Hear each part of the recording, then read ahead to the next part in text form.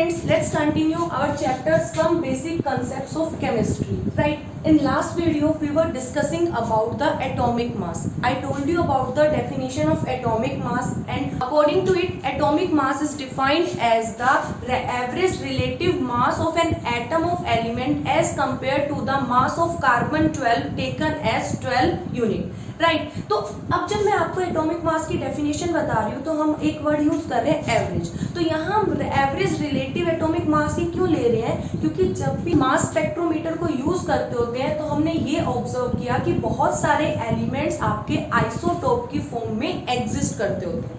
अब आइसोटोप्स क्या होते हैं? आइसोटोप्स वो एटम होते हैं जिनका सेम एटॉमिक नंबर होता है बट डिफरेंट मास नंबर होते हैं। अगर हम एग्जांपल की बात करें तो क्लोरीन का एटॉमिक नंबर क्या होता है? 17, बट ये दो आइसोटोप में एग्जिस्ट करेगा। First one is chlorine 35, second one is chlorine 37, right. तो इसी रीजन की वजह से हम क्या कैलकुलेट करते हैं? एवरेज रिलेटिव एटॉमिक मास को फाइंड आउट करते होते हैं, राइट। और जो डिफरेंट आइसोटोप का मास है, दैट मीन्स अगर मैं क्लोरीन 35 की बात करूं तो इस आइसोटोप का मास कितना है? 35। तो इसको हम क्या बोलेंगे? Isotopic mass. Means the mass of different isotope is known as the isotopic मास।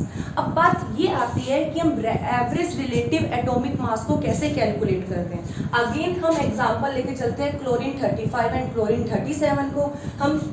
अगर हम इसकी अबंडेंस की बात करें तो ये 3:1 में क्या करता है? एग्जिस्ट करता होता है, राइट। तो अब हमें क्या कैलकुलेट करना है? Average relative atomic mass. तो 3 मल्टीप्लाई बाय 35 प्लस 1 इसकी अबंडेंस है, multiply by 37 divided by total amount 3 + 1। Solve करें, इसको सॉल्व करोगे कितना आएगा? 35.5, राइट। तो ये आपका क्लोरीन का क्या हुआ? Average relative atomic mass, right. अब जो हमारे पास नेक्स्ट है that is gram atomic mass.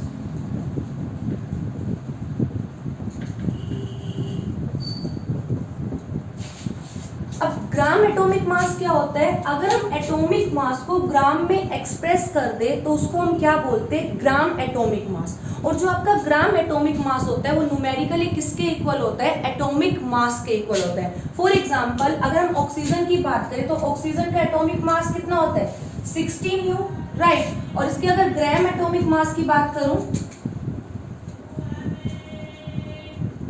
16 gram. Similarly आप हाइड्रोजन के केस में कर सकते हो। हाइड्रोजन का एटॉमिक मास कितना होता है? 1U, और इसका ग्राम एटॉमिक मास कितना हो जाएगा? 1 ग्राम, राइट। बट आपको एक बात ध्यान रखनी है, अगर आप ग्राम एटॉमिक मास की बात कर रहे हो तो ग्राम एटॉमिक मास किसके इक्वल होता है? 6.022 इंटू 10⁻23 एटम के मास के इक्वल होता है, राइट। जबकि एटॉमिक मास क्या होता है? 1 एटम का मास होता है, राइट। सिमिलरली हमारे पास क्या है? Molecular mass.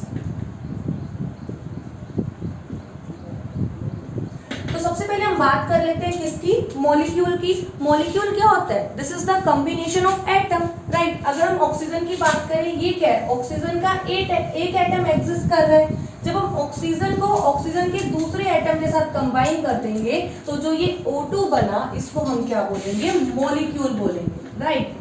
तो अब हमें किसको डिफाइन करना है? Molecular mass, right. जिस तरह एटम आपका स्मॉलेस्ट पार्टिकल होता है जिसको हम पावरफुल माइक्रोस्कोप की हेल्प से भी विजुअल नहीं कर सकते, सिमिलरली मॉलिक्यूल्स भी आपके क्या होते हैं? बहुत स्मॉल होते हैं और इसको भी हम पावरफुल माइक्रोस्कोप की हेल्प से विजुअल नहीं कर सकते, राइट। तो इस केस में भी हम डायरेक्ट मास को फाइंड आउट नहीं कर सकते। यहाँ पे भी हम कौन सा मास फाइंड आउट करेंगे? Relative molecular mass, right. तो रिलेटिव मॉलिक्यूलर मास को आप कैसे डिफाइन करोगे? Molecular mass is defined as the average relative mass of a molecule of an element as compared to the mass of an atom of carbon 12 taken as 12. That means हम इसको ऐसा कह सकते हैं कि किसी भी मॉलिक्यूल का मास कितने नंबर ऑफ टाइम्स हैवियर है?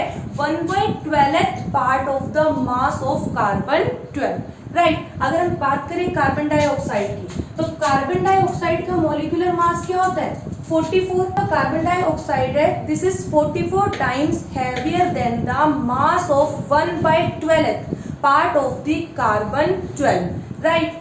अब बात आती है कि हम मॉलिक्यूलर मास को कैसे फाइंड आउट कर सकते हैं। तो मॉलिक्यूलर मास को हम कैसे फाइंड आउट करते हैं, जो भी आपके पास कोई मॉलिक्यूल्स है, इसमें जितने भी एटम्स हैं उसके मास को सम अप करके हम मॉलिक्यूलर मास को फाइंड आउट कर सकते हैं। अगेन हम कार्बन डाइऑक्साइड का एग्जांपल लेके चलते हैं। हमारे पास क्या है, CO2। कार्बन का एटॉमिक मास कितना होता है 12 प्लस ऑक्सीजन कितने हैं 2 और एक ऑक्सीजन का एटॉमिक मास कितना होता है 16।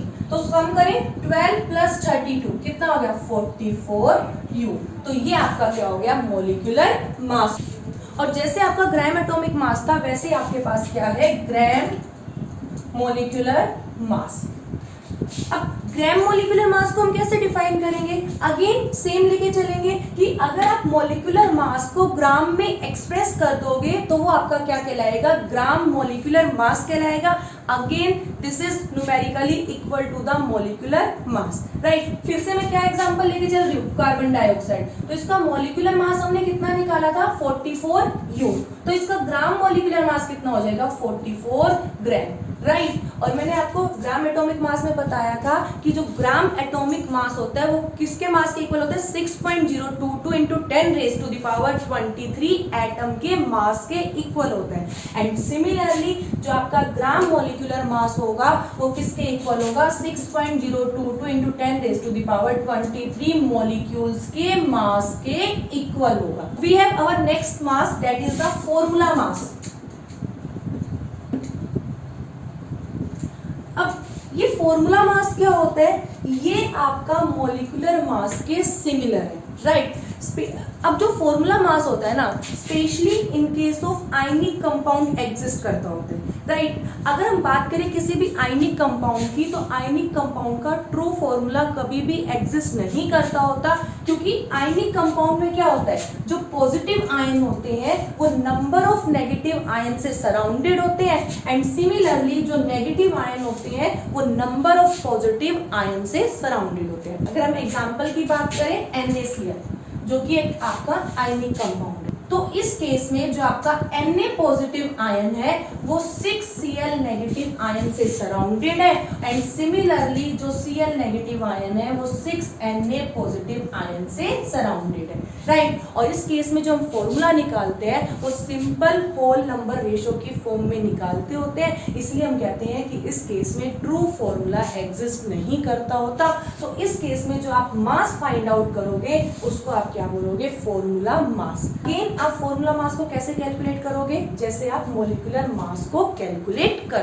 तो मॉलिक्यूलर मास में आप क्या करते थे, जितने भी आपको एटम्स गिवन है उन सब के मास का सम अप करते होते थे, राइट। तो यहाँ पे आपको क्या गिवन है आयंस, आइदर पॉजिटिव और नेगेटिव, तो उन आयंस के मास का सम अप करोगे। हम एग्जांपल लेके चलते हैं किसका NaCl।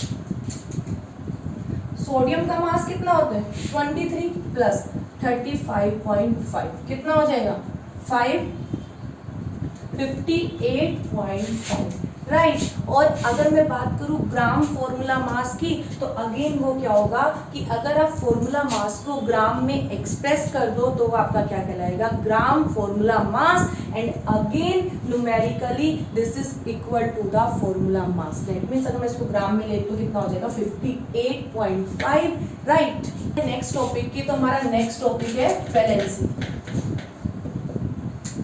हम वैलेंसी को छोटी क्लास में भी पढ़ चुके हैं, इसकी डेफिनेशन हम सबको पता है, this is the combining capacity of an atom, right. तो अब डाल्टन थ्योरी की बात करें तो डाल्टन थ्योरी के अकॉर्डिंग जितने भी एटम्स होते हैं वो आपस में सिंपल होल नंबर रेशो में कंबाइन होके एक मॉलिक्यूल की फॉर्मेशन करते होते हैं, राइट। दैट मीन्स जब भी वो कंबाइन हो रहे हैं उनके लिए कंपल्सरी है कि वो मास के फिक्स प्रपोर्शन में कंबाइन, राइट। तो इससे हमें ये पता लगता है कि कोई भी एक एटम किसी दूसरे एटम के डेफिनेट नंबर के साथ ही क्या होता है कंबाइन होता है, राइट। तो किसी भी एटम की जो कंबाइनिंग कैपेसिटी है उसको आप क्या बोलते हो वैलेंसी बोलते होते हो। अगर हम एग्जांपल की बात करें तो एक हाइड्रोजन एक क्लोरीन एटम के साथ कंबाइन होकर क्या करता है हाइड्रोजन क्लोराइड की फॉर्मेशन करता होता है। और अगर मैं हाइड्रोजन को ऑक्सीजन के साथ लूं तो दो हाइड्रोजन आपका क्या करेगा एक ऑक्सीजन के साथ कंबाइन होकर वाटर की फॉर्मेशन करेगा। इट मींस क्लोरीन और ऑक्सीजन के केस में जो हाइड्रोजन के नंबर्स है वो क्या होंगे डिफरेंट डिफरेंट होंगे। तो क्लोरीन और ऑक्सीजन की जो वैलेंसी है, जो कंबाइनिंग कैपेसिटी है, वो क्या है, डिफरेंट है, राइट। अब कई बार क्या होता है, कोई एक एटम अदर एलिमेंट के साथ कंबाइन होकर 2 and more than 2 types of product की फॉर्मेशन करता होता है। दैट मीन्स हम ये कह सकते हैं कि वो एक एटम मल्टीपल वैलेंसी में क्या करता है, एग्जिस्ट करता है। तो हम ये भी बोल सकते हैं कि उस एटम की जो वैलेंसी है वो क्या है, वेरिएबल। अगर हम एग्जांपल की बात करें तो आयरन आपका +2 और +3 इन दोनों वैलेंसी में क्या करता है, एग्जिस्ट करता होता है, राइट। FeCl2 and FeCl3। तो इस केस में जो आयरन है वो +2 में एग्जिस्ट कर रहा है और इस केस में आयरन किस में जा रहा है, +3 में जा रहा है।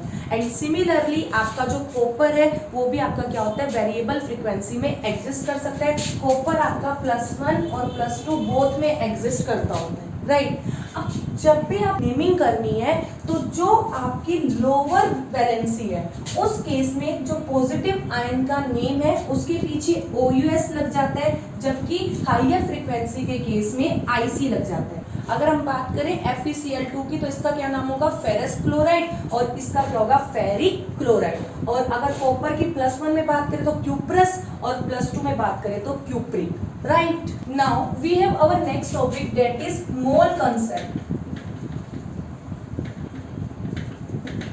बहुत ही इंपॉर्टेंट टॉपिक है, एक तो केमिस्ट्री का बेस ही बोल सकते हो। तो सबसे पहले बात करते हैं मोल की। मोल क्या होता है, मोल का मीनिंग होता है कलेक्शन, राइट। मोल आपकी क्या है, एक यूनिट है to measuring the amount of particle. Dozen होता है, हमें पता है कि 1 डजन में 12 पार्टिकल ही एग्जिस्ट करते हैं। वट एवर वो बुक है, वट एवर वो चेयर है, वट एवर वो बनानास है, कुछ भी हो सकता है।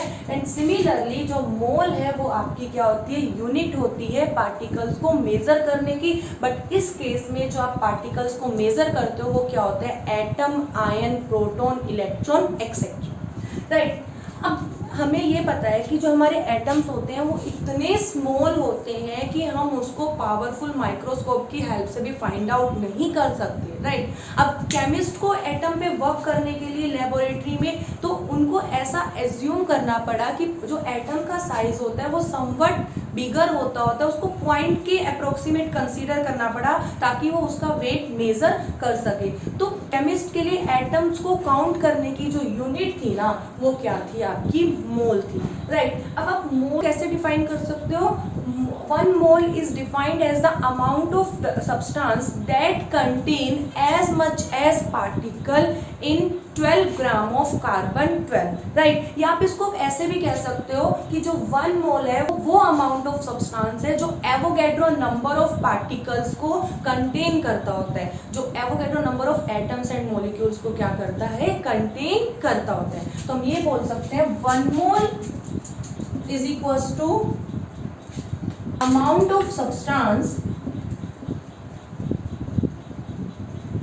that contain 6.022 into 10 raised to the power 23 either atom or molecules or ions, right।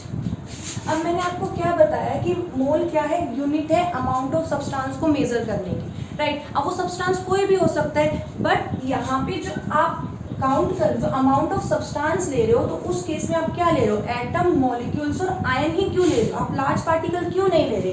क्योंकि अगर हम बात करें एवोगैड्रो नंबर की तो एवोगैड्रो नंबर इतना लार्ज है कि ऐसा एज्यूम किया गया है कि 10 raise to the power 14 times greater than है पॉपुलेशन ऑफ एंटायर। इसी रीजन से मोल के केस में ऐसे पार्टिकल जिनका size atoms, ions and molecule से लार्ज है उसको कंसीडर नहीं करते होते, राइट। अब हमारे पास मोल के लिए डिफरेंट डेफिनेशंस है। अब हम डिफरेंट डेफिनेशंस को डिस्कस करेंगे। अब हम बात करते हैं फर्स्ट डेफिनेशन की। तो हमें पता है जो हमारा ग्राम एटॉमिक मास होता है वो किसके इक्वल होता है, mass of 6.022 into 10 raised to the power 23 particles के। वो एटम्स भी हो सकते हैं, मॉलिक्यूल्स भी होते हैं और आयन भी होते हैं, राइट। और हमें ये भी पता है 1 मोल में कितने पार्टिकल एग्जिस्ट करते हैं? 6.022 into 10 raise to the power 23 particle, right. तो राइट हैंड साइड इक्वल होगी तो ऑटोमेटिकली लेफ्ट हैंड साइड क्या हो जाएगी? इक्वल हो जाएगी। तो आप 1 मोल को कैसे डिफाइन कर सकते हो? 1 mole is defined as the amount of the substance which have mass equal to the gram atomic mass, right. अगर हम बात करें सेकेंड डेफिनेशन की, तो आपको ऑलरेडी बता चुकी हूँ कि 1 मोल आपका वो अमाउंट ऑफ सब्सटेंस है जो Avogadro number of atoms and molecules को क्या करता है? कंटेन करता है, राइट। अब बात करते हैं गैस के केस में। हम गैस के केस में वॉल्यूम को कंसीडर करते होते हैं, तो गैसियस केस में जो आपकी मोल की डेफिनेशन होगी वो क्या होगी? हमें पता है जो 6.022 इंटू 10 रेज़ टू पावर 23 पार्टिकल्स हैं किसी भी गैस की, तो उसका जो वॉल्यूम होता है वो 22.4 लीटर होता है एट एसटीपी पे, राइट। और 1 मोल में कितने पार्टिकल होते हैं? 6.022 into 10 raise to the power 23। तो कंपेयर करें तो 1 मोल आपका किसके इक्वल हो जाएगा? 1 mole is the amount of gas which have 22.4 liter volume at STP condition, where STP is the standard temperature and pressure, right। और अगर बात करें स्टैंडर्ड टेम्परेचर कितना होता है? 273 केल्विन होता है, जबकि जो आपका प्रेशर होता है वो क्या होता है? 1 एटमॉस्फेयर और 1 बार होता है, राइट। अब हम कुछ न्यूमेरिकल को सॉल्व करते हैं ऑन दिस टॉपिक। हमारा फर्स्ट न्यूमेरिकल है calculate the mass of an atom of silver, right. और सेकंड पार्ट है मॉलिक्यूल ऑफ कार्बन डाइऑक्साइड। तो सबसे पहले हम फर्स्ट पार्ट की बात करते हैं। तो जो हमें पता है जो सिल्वर का ग्राम एटॉमिक मास होता है वो कितना होता है? 108 ग्राम, राइट। और ग्राम एटॉमिक मास में कितने एटम्स होते हैं? 6.022 into 10 raise to the power 23। That means Avogadro number के इक्वल। तो हम क्या लिख सकते हैं? 6.022 into 10 raise to the power 23 atom have mass equal to 108 gram. तो 1 का कितना होगा? 108 upon 6.022 into 10 raise to the power 23, right. Solve करें करने पे आएगा 1.793 into 10 raise to the power -22 gram. Second part की बात करें, अगेन सबसे पहले कार्बन डाइऑक्साइड का मॉलिक्यूलर मास निकालें। कार्बन का 12 प्लस ऑक्सीजन का 2 इंटू 16 कितना है? 44 ग्राम। और ग्राम मॉलिक्यूलर मास किसके इक्वल होता है? Again 6.022 into 10 raise to power 23 molecules के मास के इक्वल। तो क्या करेंगे? 6.022 into 10 raise to power 23 molecules have mass कितना? 44 ग्राम। तो एक मॉलिक्यूल का कितना होगा? 44 upon 6.022 into 10 raise to the power 23, right. Solve करें इसको। 07 into 10 raise to power -23 gram, right. इस तरीके से आप न्यूमेरिकल को सॉल्व कर सकते हो। और अगर आपको कोई डाउट है तो आप मुझे मेल भी कर सकते हो, और जो मेरा मेल एड्रेस है वो आपको डिस्क्रिप्शन में मिल जाएगा, right। Now we have our next topic, that is problem involving the mole concept in solution। तो सबसे पहले हम बात करते हैं कि solution होता क्या है।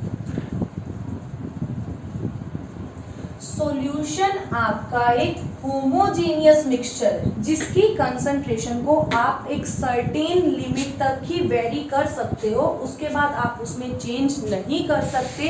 जो सॉल्यूशन है बेसिकली 2 कंपोनेंट से मिलके बना हुआ है। First one is solute and second one is solvent. Solute वो होता है जो आपका लोअर क्वांटिटी में प्रेजेंट है, जबकि सॉल्वेंट क्या होता है? जो आपका हायर क्वांटिटी में प्रेजेंट है। Example, sugar plus water.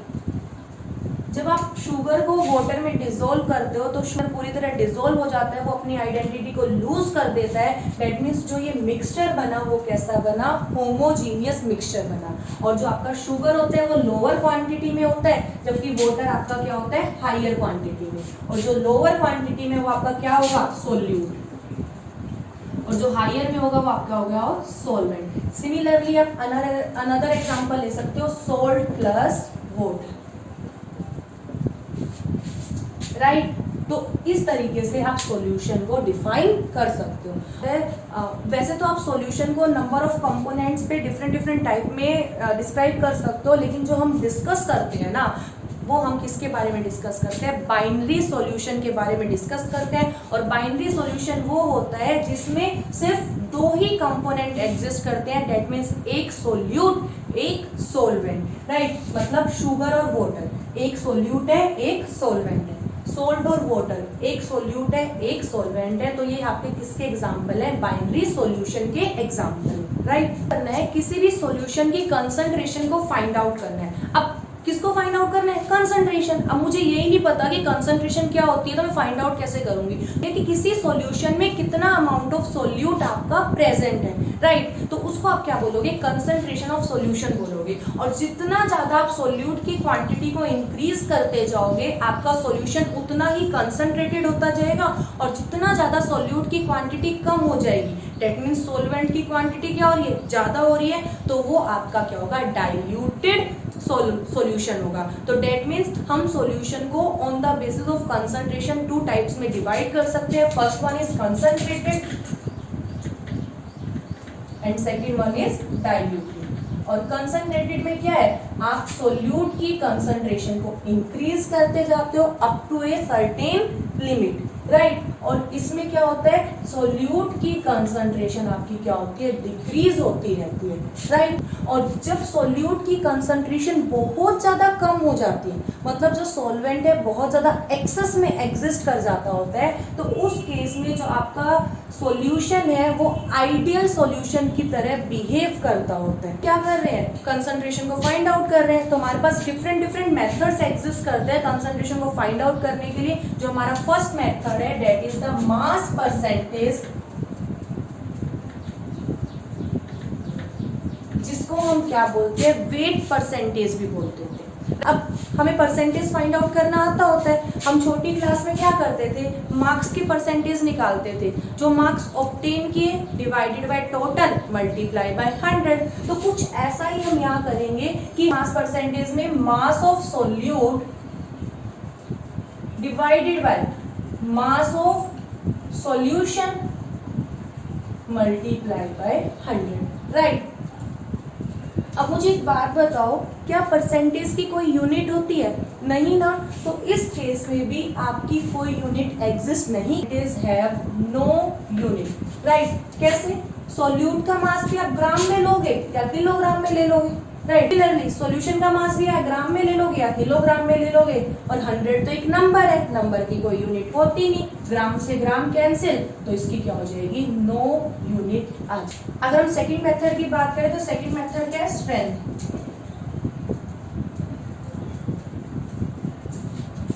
अब स्ट्रेंथ क्या होती है कि 1 लीटर सॉल्यूशन के अंदर कितने ग्राम ऑफ सोल्यूट प्रेजेंट है, वो उसकी क्या कहलाएगी, स्ट्रेंथ। तो हम इसको कैसे लिख सकते हैं, मास ऑफ सोल्यूट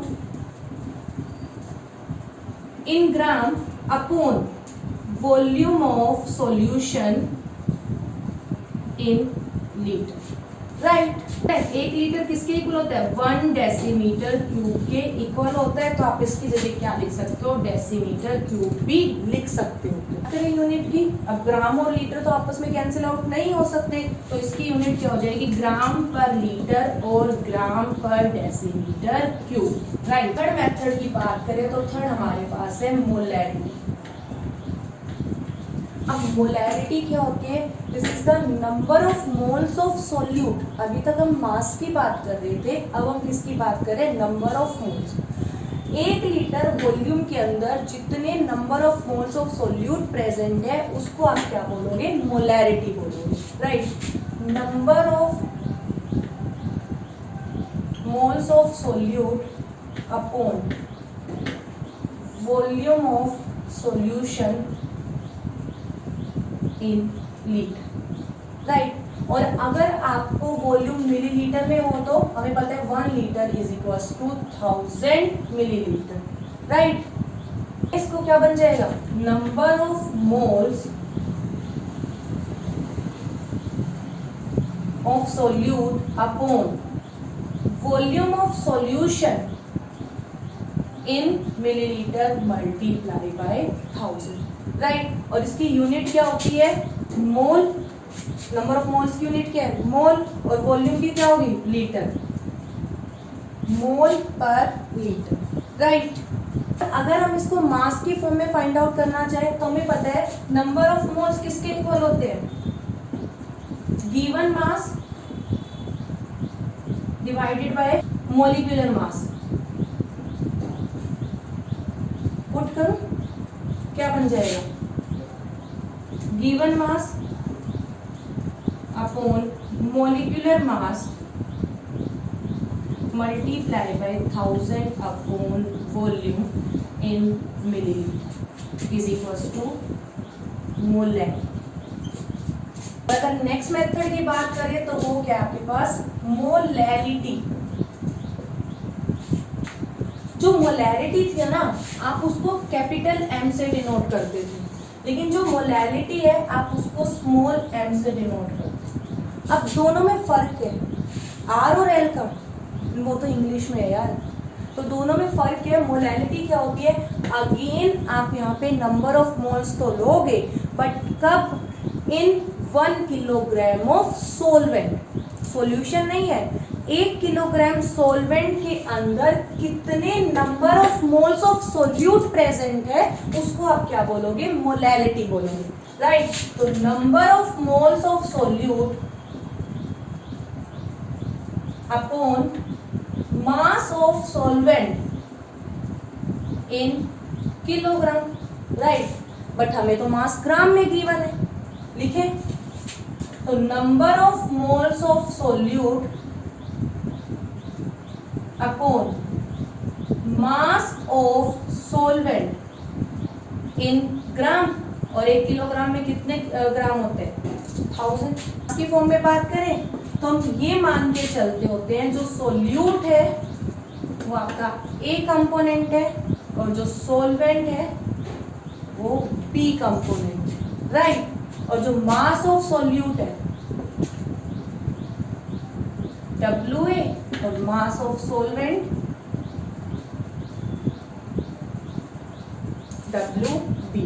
कैसे निकालते हैं, number of moles given mass WA upon molecular mass MA, क्योंकि एक है सोल्यूट, तो इस इक्वेशन में पुट करें, मोलैरिटी कितनी हो जाएगी, स्मॉल m से WA upon M multi 1000 upon mass of the सोल्वेंट WB। इस तरीके से आप फाइंड आउट कर सकते हैं।